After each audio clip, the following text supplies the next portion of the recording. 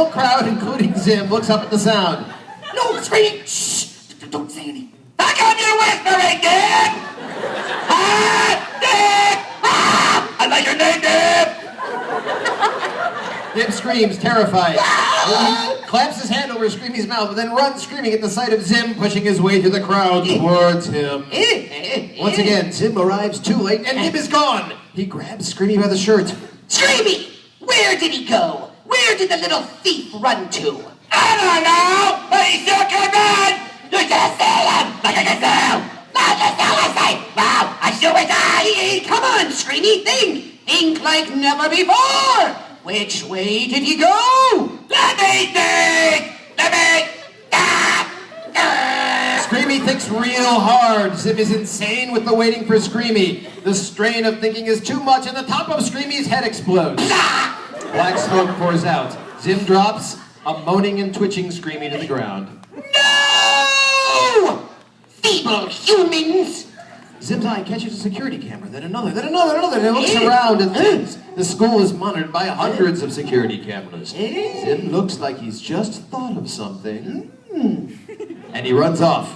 Interior security office. Zim bursts into the security room, waking the security officer who sits in front of the huge bank of monitors. Quickly! My backpack's been stolen. Everything that I am is in that pack. My memory drive, my charging cell, my atmospheric processor, my Zimness! The officer just stares at him.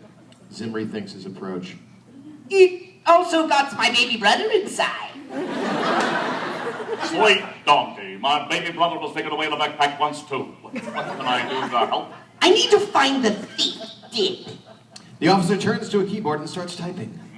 I'm not really supposed to tell you this, but you kids are implanted with a homing chip so that we can find you at all times. Zim looks a little uneasy at this for information, but he's got more important things in his mind right now. Found him. Sorry. A monitor shows Dib on the phone. I need to speak to Professor Membrane. This is his son. What do you mean he's busy? This is important. Well, tell him that I'm coming into the lab. I have something you'll want to see. East wing, near the exit. The officer turns at the sound of the doors behind him. They swing in Zim's speedy wake. Interior hallway, just as Dib hangs up the phone, Zim rounds the corner. Dib sees Torque just outside the school and runs to him. Torque! Zim calls you a dookie weenie, and now he says he's gonna beat you up. Look, here it comes now! You know, let's have Melissa Farby Torque, just to mix it up. Yeah, mix it up there. Yes, you. Do it, Melissa. Dookie weenie, that hurts my feelings. Torque charges at Zim. Zim just keeps running towards Dib, not noticing Torque until he gets tackled by him. A confused Zim finds himself in the target of an insanely angry Torque, who rolls Zim like an attacking crocodile.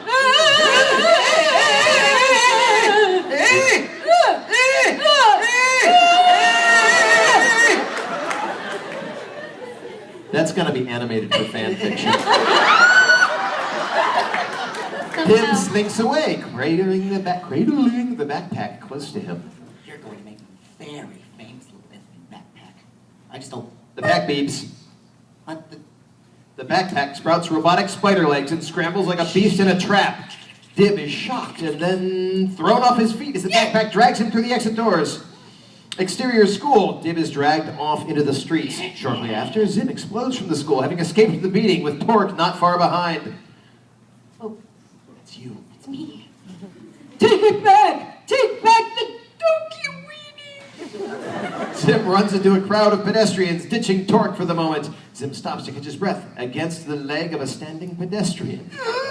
So weak! No, my body shell is already starting to deteriorate. My amazing intelligence training must reconnect with my brain. Zim! Zim's been spotted, and now he runs again, desperately looking for a way out. Zim spots something that gives him hope. He sprints madly and leaps directly into the fattest sumo wrestler we have ever seen. He sinks into his girth. Torque walks by, confused. Huh? Then he looks for Zim, but can't find him anywhere. He runs off. Beat.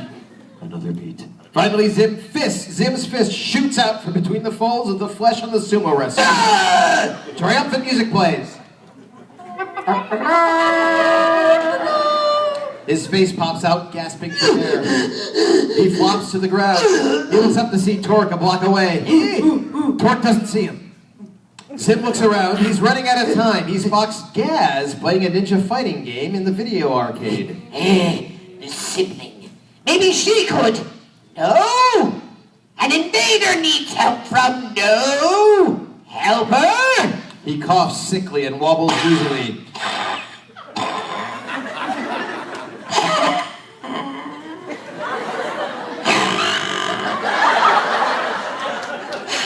Then steadies himself on a nearby dog.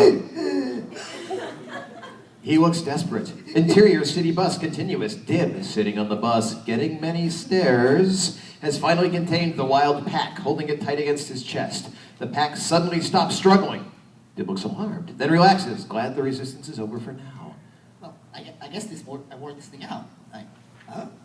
He tugs at the pack and finds that it's stuck to his chest, attached by two strong cables that seem to actually go into him. He rolls around on the floor, pulling at the thing. He eventually calms down. Okay, don't panic. I don't know how to get this off. I have to get to the lab and then take over the filthy earth. Dib slaps his hand over his mouth, shocked to have just spoken these words. Interior video game arcade. The arcade has no front wall, and Gaz plays a game nearest the sidewalk. These are notes to the board artists. A half-dead Zim wobbles dangerously, riding the doggy like a horse. The dog stops. What? There's nothing weird about that. The dog stops and Zim flops onto the sidewalk, face up. Gaz stares at him, then gives him a lazy kick to the side. He quickly shoots upright, then immediately goes more slack. His eyes look off in two different directions. His speech is slurred and almost incoherent. Richard, you should have no trouble with that. Here, Dib says her Dib stole my backpack and he takes it to your father's lab for experimenting on it and yet know to get it back soon. I won't live for more filthy earth human. You're not making any sense. Backpack. Have brain thing makes him act like Zim. Need pack for think stuff. Oh yeah, that's much better. Zim beats his head against the wall, knocking his eyes back into alignment.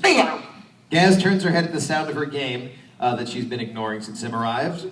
And then she sees Zim